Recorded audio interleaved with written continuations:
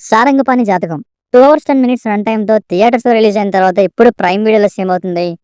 ఇక చూసాక నాకైతే ఫస్ట్ హాఫ్ చూసి ఓకే బానే ఉంది కదా! మరి థియేటర్‌లో పెద్దగా ఆడలేదేంటి అనుకున్నా. కానీ ఎప్పుడైతే సెకండ్ హాఫ్ సరిగ్గా మధ్యలోకొచ్చిందో ఇక logicless ending, over the top connections, ఒక్క సీన్‌తో సింపుల్‌గా క్లైమాక్స్ అయిపోవడం. ఇది బాగా డిసప్పాయింట్ చేసింది. కానీ స్టిల్ ఒకసారి చూడొచ్చు ఓటీటీ కాబట్టి. అసలు ఒకరిని చంపాలి అంటే డబ్బులిచ్చి మర్డర్ చేయిస్తారు గానీ, ఇంత కాంప్లికేటెడ్‌గా ఇలానే ఎందుకు ప్రొసీడ్ అవుతారసలు? అక్కడే నాకు ఏంటి చూసే జనాలు మరీ అంత ఎదవల్లాగా కనిపిస్తున్నారా అని ఫీలింగొచ్చింది. ఫ్యామిలీతో చూడొచ్చా అంటే యెస్ చూడొచ్చు. అడల్ట్ కంటెంట్ ఏం లేదు. ప్రైమ్ వీడియోలో కస్ వర్డ్స్‌నైతే మ్యూట్ చేసేశారు. బేసిక్ స్టోరీ లైన్ ఏంటంటే సరిగ్గా హీరోయిన్‌తో మ్యారేజ్ సెట్ అయిన తర్వాత హీరోకి జాతకం చెప్పిన అవసరాల శ్రీనివాస్ గారు అతనికి ఒక ప్రాబ్లమ్‌ని చెప్తారు. ఆ ప్రాబ్లమ్ తెలిసిన తర్వాత హీరో ఏం చేశాడు? అది అతని జీవితాన్ని ఎలా మార్చిందన్నదే స్టోరీ. ప్లస్ పాయింట్స్ ప్రియదర్శి గారి పర్ఫార్మెన్స్ మెయిన్‌గా పర్సనల్‌గా నాకు హీరోయిన్ గారి పర్ఫార్మెన్స్ నచ్చింది.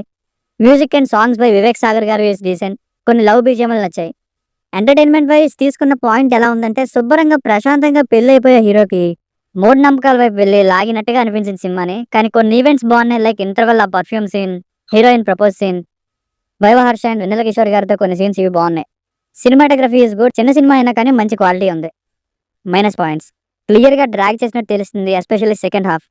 ఫస్ట్ హాఫ్‌లో కొన్ని చోట్ల ప్రాబ్లమ్ ఉన్నా గానీ, అలా ఇంటర్వల్‌కి ఓకే బానే ఉంది అనే ఫీల్ కలిగింది. కానీ సెకండ్ హాఫ్ మెల్లగా ఇంకా ఆ హోటల్‌లోని ఎప్పుడైతే షిఫ్ట్ అయిందో, ఇంకా పోర్షన్స్ చాలా ఇనెఫెక్టివ్‌గా ఉన్నాయి. ప్రీ క్లైమాక్స్ అండ్ క్లైమాక్స్‌లో ఇచ్చిన జస్టిఫికేషన్, కలిపేసిన విధానం అయితే అస్సలు కన్విన్సింగ్‌గా లేదు. అసలు అంత కోపంగా ఉన్న అమ్మాయి ఇంకా ఇంత సింపుల్‌గా వాళ్ళ ఫ్యామిలీతో సహా ఎలా కలిసిపోతారో అని.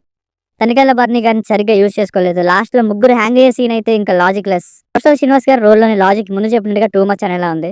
సో ఫైనల్‌గా మూవీకి వర్డిక్ట్ ఏంటంటే సెకండ్ హాఫ్‌లో లాజిక్స్ అండ్ డ్రాగ్డ్ పోర్షన్స్ వల్ల సెకండ్ హాఫ్ ఇంపాక్ట్ తగ్గింది గానీ, ఫస్ట్ హాఫ్ సరదాగా అలా వెళ్ళిపోయింది. సో ఓవరాల్‌గా ఒకసారి చూడొచ్చు. So one time watchable film. దీనికి రేటింగ్ వచ్చేసి ఇది నా ఒపీనియన్ 2.75/5. మీకు ఏమన్నా వర్క్ నచ్చినట్లయితే మరిన్ని రివ్యూస్ కోసం మన ఛానల్‌ని సబ్స్క్రైబ్ చేసుకోండి. Thank you.